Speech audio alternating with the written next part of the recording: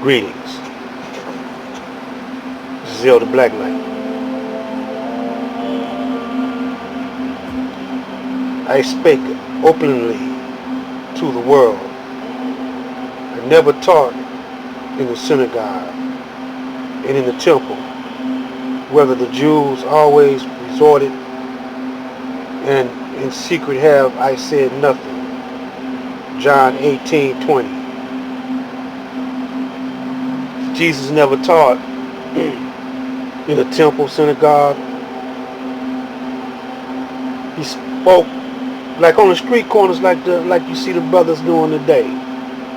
You see the Hebrews speaking on the corner. You see Malcolm back in the day, right out on the open, speaking. They also spoke in their temples, but they went to the people and didn't hold nothing back. He didn't call the blue-eyed devil the devil behind closed doors only, but he spoke openly in the streets, to the people. Wasn't biting his tongue, wasn't scared, didn't fear nothing.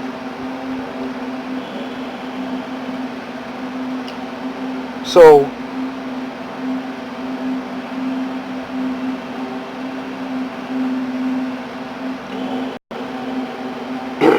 Jesus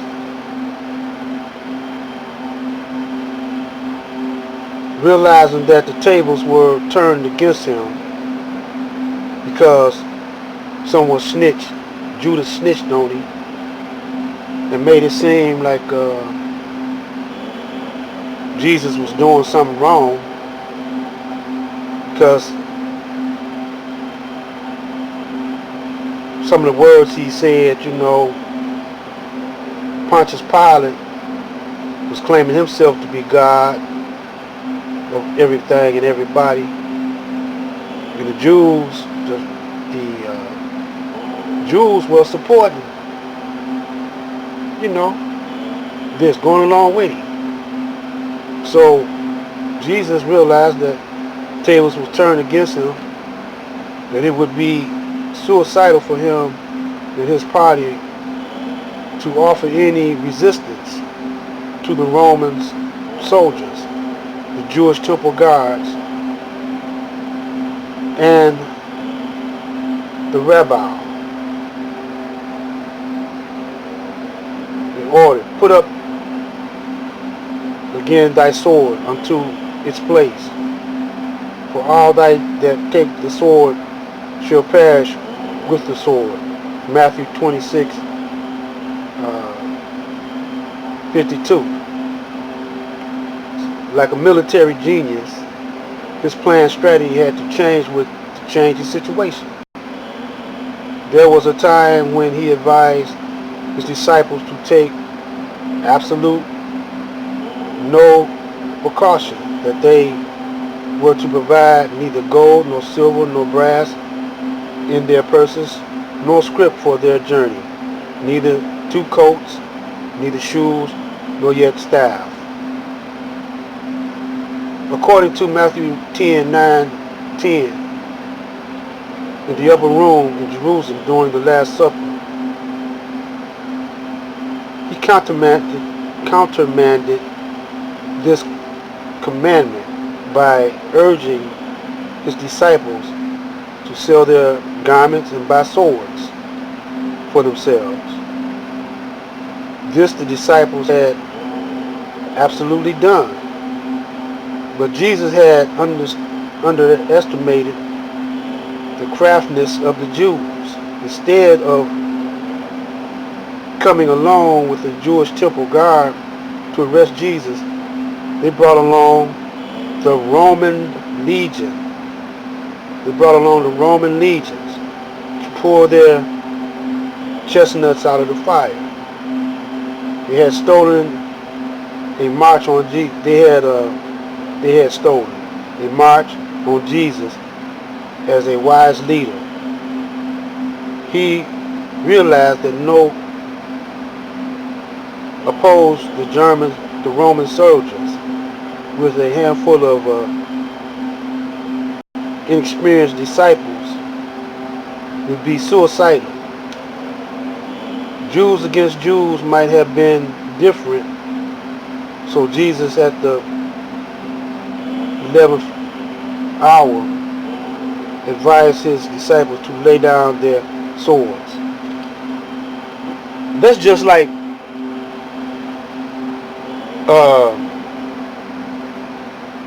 the Honorable Elijah Muhammad in the FOI and the Jews or the preachers, the black preachers, want to shut down the FOI so they get the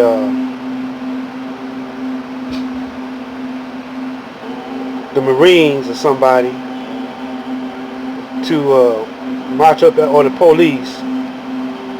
More than likely they would get the police to march up to the temple and try to take out the Honorable Elijah Muhammad, which they have done a couple of times. You know, they send informants in, you know, black informants in on the righteous, no matter if it's the FOI or whoever. And so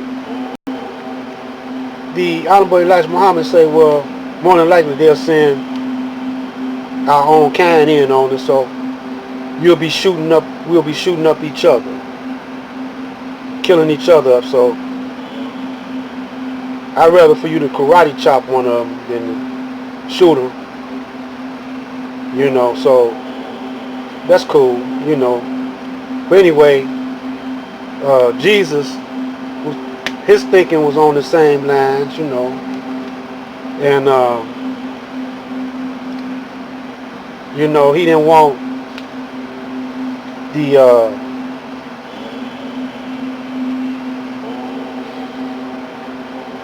Romans and the Jews.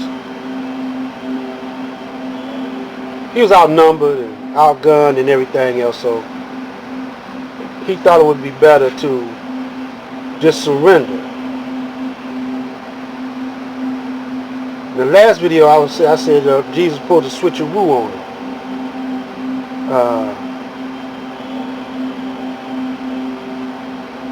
I got it's parts in the scriptures. I don't have time to go into it right now.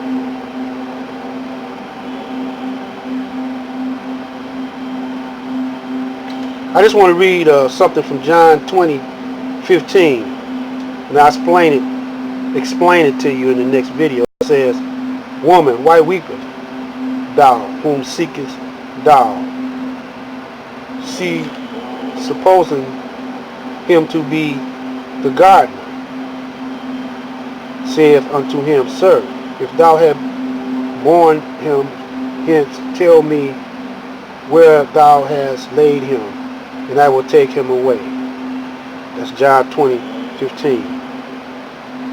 So it was a gardener, after they so-called crucified Jesus and put him in the tomb or grave, and she went looking for him, and the big stone was already removed, but Jesus' body wasn't in there.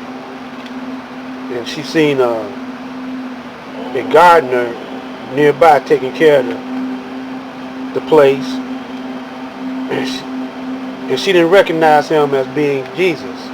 She thought he was really a gardener because he was in disguise. And so we're going to explain in the next video how it got to the point where they wanted to say he resurrected. He was crucified and buried on Friday and resurrected on a Sunday. That's supposed to be 3 days following in after a prophecy. But it's not coming together like that, the way I see it. So we're going to pinpoint some spots where it's not logical. And then we're going to tell you where they changed it up at. This is Black Light. Stay tuned for the next video. Peace, power, and soul.